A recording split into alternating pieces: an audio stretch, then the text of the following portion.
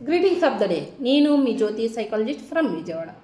Exams టైంలో బిఫోర్గా కొంతమంది స్ట్రెస్కి గురవుతారు, ఫియర్కి గురవుతూ ఉంటారు పిల్లలు చాలామంది. ఎందుకంటే నేను చదివింది వస్తుందా లేదా, లేకపోతే ఎలా ఉంటుంది అనేది.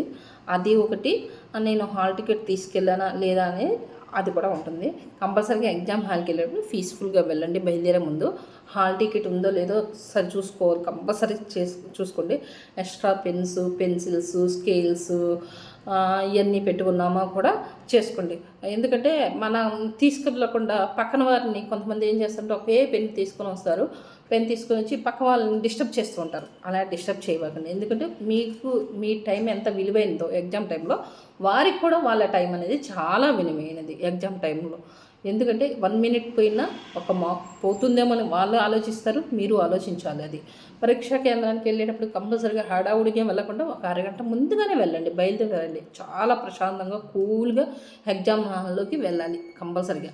అంతేగాని నేను 10కి ఎగ్జామ్ అయితే 9:30కి ఇంట్లో నుంచి బయలుదేరి అక్కడికి వెళ్ళినప్పుడు 10కి వెళ్ళిపోయి అక్కడ రోల్ నెంబరు, ఏ హాల్ ఉంది, ఎక్కడ ఏ హాల్లో కూర్చోబెట్టారు, నాకు రూమ్ ఏమి ఇచ్చారు, ఇవన్నీ టెన్షన్ పడద్దు. ఎందుకంటే ఆ టెన్షన్ అనేది మనకు కంపల్సరీగా ఒక ½ వరకు మనకి మైండ్లో ఆ టెన్షన్ అనేది అలా తిరుగుతూనే ఉంటుంది.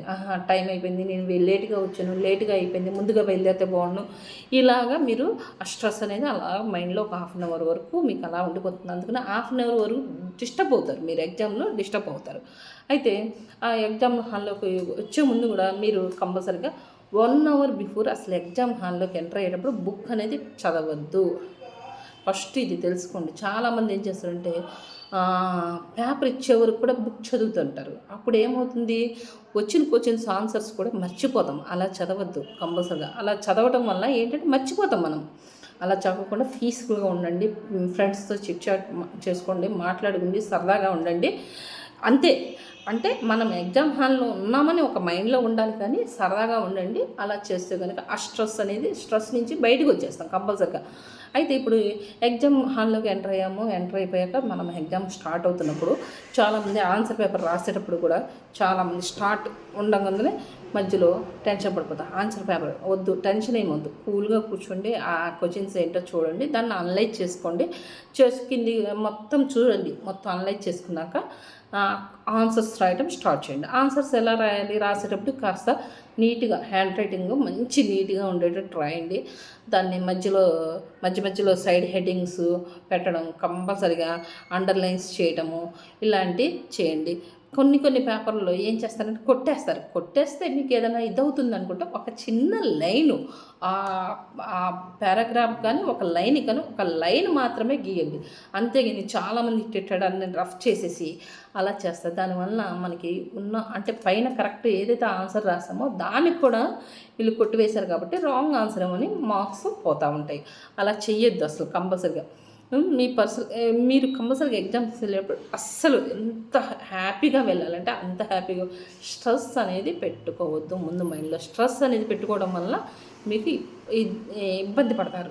మీరేం చేయాలి, ఇంపార్టెంట్ క్వశ్చన్స్ చూసుకోవాలి. ఫస్ట్ రిమార్క్స్ అన్నీ కంపల్సరీగా ఏమైనా మనకి నోట్స్ అవన్నీ చూసుకోవాలి. సమయాన్ని కంపల్సరీగా పాటించుకోవాలి.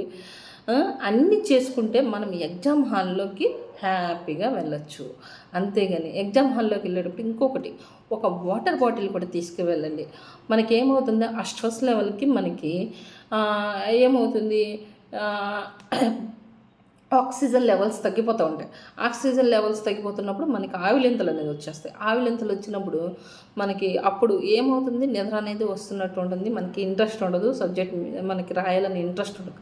ఆ టైంలో ఏం చేయాలంటే వాటర్ తీసుకోండి, వాటర్ తాగండి.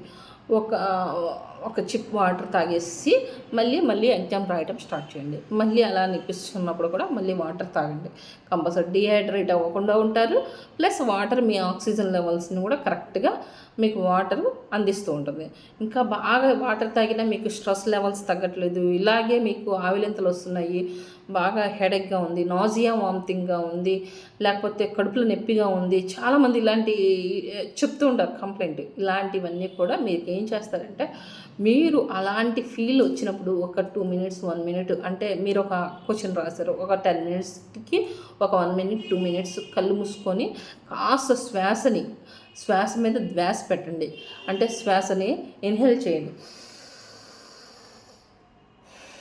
ఇలా ఇన్హేల్ చేయండి. ఎగ్జామ్లో అందరు చూస్తారు కదా, నేను ఇలా చేస్తే బాగోదేమో అనుకుంటే అవన్నీ వద్దండి. ఎవరు చూడరు, ఎవరు ఎగ్జామ్ వాళ్ళు రాస్తున్నారు, మన పక్కన వాళ్ళని ఎవరు అబ్జర్వ్ చేయరు, మన టెన్షన్ కూల్ అవుతుంది.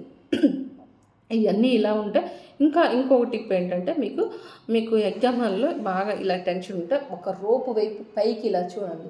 అప్పుడు ఏమవుతుంది, ఇలా చూడటం వల్ల ఆక్సిజన్ లెవెల్స్ ఈజీగా మనకి వస్తూ ఉంటాయి. ఇలా చిన్న పాటి టిప్స్తో మీరు కంపల్సరిగా మీకున్న స్ట్రెస్ని పోగొట్టుకుంటూ ఎగ్జామ్ని ఈజీగా రాయొచ్చు. మీరు అనుకున్న కష్టమైన ఎగ్జామ్ని ఇష్టంతో కనుక స్టార్ట్ అయితే, ఇష్టంతో చేయడం స్టార్ట్ చేస్తే చక్కగా ఇష్టంతో రాయొచ్చు ఎగ్జామ్ని. Thank you.